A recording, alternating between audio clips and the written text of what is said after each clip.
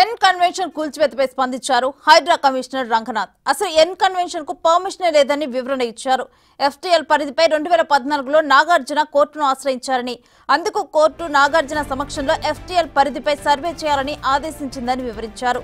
నాగార్జున చెప్పినట్టు చెరువులో వారికి పట్టా ఉండొచ్చని, కానీ అది వ్యవసాయం చేయడానికి మాత్రమే అనుమతి ఉందని, నిర్మాణాలకు అనుమతి లేదని తెలిపారు రంగనాథ్.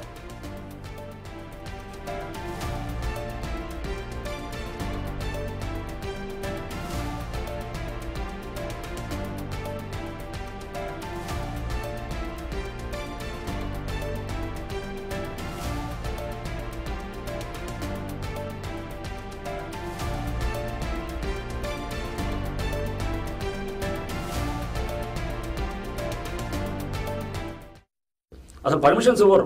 జిహెచ్ఎంసీ పర్మిషన్ లేదు. For example N convention permission లేదు. కట్టిన స్ట్రక్చర్ అంతా కూడా it is into the FTL లో ఉన్నప్పుడు దానికి స్ట్రక్చర్కే పర్మిషన్ లేదు.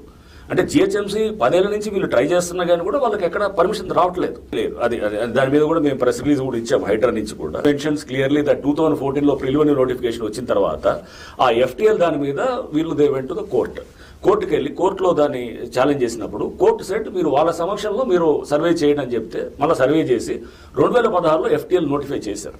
ఫైనల్ నోటిఫికేషన్ అనమాట. నోటిఫై చేసిన తర్వాత కూడా వాళ్ళు అక్కడ ఏది లోకల్గా ఉన్నటువంటి కుకట్పల్లి కోర్టులో ఫైల్ చేశారు. ఎప్పుడు పేపర్ల మీద అన్నీ నడిచాయి. పేపర్ల మీద జరగాల్సింది ఏంటంటే అక్కడ ఇది ఇల్లీగల్ స్ట్రక్చర్ అని, ఇది బీఆర్ఎస్ లో బిల్డింగ్ రెగ్యులేషన్ స్కీమ్ లో కూడా వీళ్ళు అప్లై చేసుకున్నారు. చేస్తే దాన్ని కూడా రిజెక్ట్ చేశారు. అప్పుడు రిజెక్ట్ చేసి ఇవన్నీ జరిగినాయి, గతంలో జరిగినాయి. సో బట్ ఏంటంటే పట్టా ల్యాండ్ అంటే కనుక పట్టా ఉండొచ్చు. పట్టా ఎవరికైనా ఇప్పుడు చెప్పాను కదా, చెరువులో ఉండొచ్చు పట్టా. అది that is meant for agriculture purpose, not for raising structures. ఎవరికైనా ఉండొచ్చు అది.